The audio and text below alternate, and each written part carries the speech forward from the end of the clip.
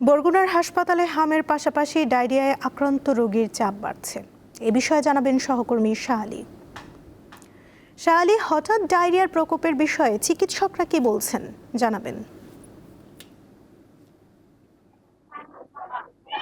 সুমনা, এই মুহূর্তে বরগুনা 250 শয্যা বিশিষ্ট জেনারেল হাসপাতালে গত 24 ঘন্টায় প্রায় 60 জনের মতো এই হাসপাতালে ডায়রিয়ায় ভর্তি হয়েছে। আপনারা জানেন যে হামে কিন্তু এই বরগুনায় কিন্তু হটস্পট ঘোষণা করা হয়েছে। পাশাপাশি কিন্তু ডায়রিয়ার প্রকোপও কিন্তু বৃদ্ধি পাচ্ছেন। এখানে কিন্তু দেখা গেছে যে গতকাল থেকে প্রায় 32 জনের মতো ভর্তি হয়েছেন এবং এই মুহূর্তে সকাল থেকে প্রায় 8 জন ভর্তি হয়েছে। এর মধ্যে শিশু হচ্ছে 21 জন এবং কিছুটা সুস্থ হলেও কিন্তু প্রতিনিয়তই কিন্তু বাড়ছেন এই ডায়রিয়ার প্রকোপ। এবং আপনারা জানেন যে বরগুনায় এর আগে কিন্তু ডেঙ্গুতে হটস্পট ছিল। এর পরপর কিন্তু এই হামের হটস্পট চলছে। এর মধ্যে বরগুনায় যদি বলি, গত 24 ঘন্টায় হামে আক্রান্ত হয়ে বরগুনায় কিন্তু ভর্তি হয়েছে 10 জন এবং চিকিৎসাধীন রয়েছে 28 জন।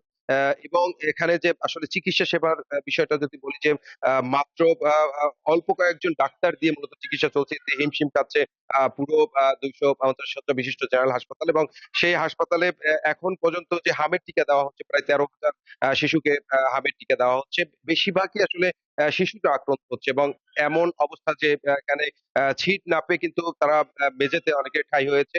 এবং এখানে যে শিশু থেকে শুরু করে বৃদ্ধা এবং আ যারা যুবকরা রয়েছে তারাও কিন্তু এই ডায়রিয়া আক্রান্ত হচ্ছে। গত 24 ঘন্টায় অ্যা অ্যা কিন্তু যে পরিমাণ ডায়রিয়া রোগী আসতেছে, আসলে সেটা সামাল দিতে কিন্তু এখানে যারা ডাক্তাররা রয়েছেন, নার্সরা রয়েছেন, তারা হিমশিম খাচ্ছেন এবং পর্যাপ্ত পরিমাণ ডাক্তার না থাকার কারণে চিকিৎসা সেবা থেকে কিন্তু বঞ্চিত হচ্ছেন এখানকার যারা চিকিৎসা নিতে আসছেন তারা। এবং হামের পাশাপাশি ডেঙ্গু কিন্তু বরগুনায় কিন্তু আবারও শুরু হয়েছে। প্রতিনিয়তই কিন্তু রোগীরা আসছেন এবং ভর্তি হচ্ছেন চিকিৎসা সেবা নিতে। তারা কিন্তু এখানে আসলে যে পরিমাণ ডাক্তাররা আসার কথা এখানে বলা হয়েছে যে ডাক্তার আসবেন, সেই সকল ডাক্তার কিন্তু এখন আসছেন না। আসলে এটা নিয়েও কিন্তু সকলের মধ্যে একটি উদ্বেগ বিরাজ করছে।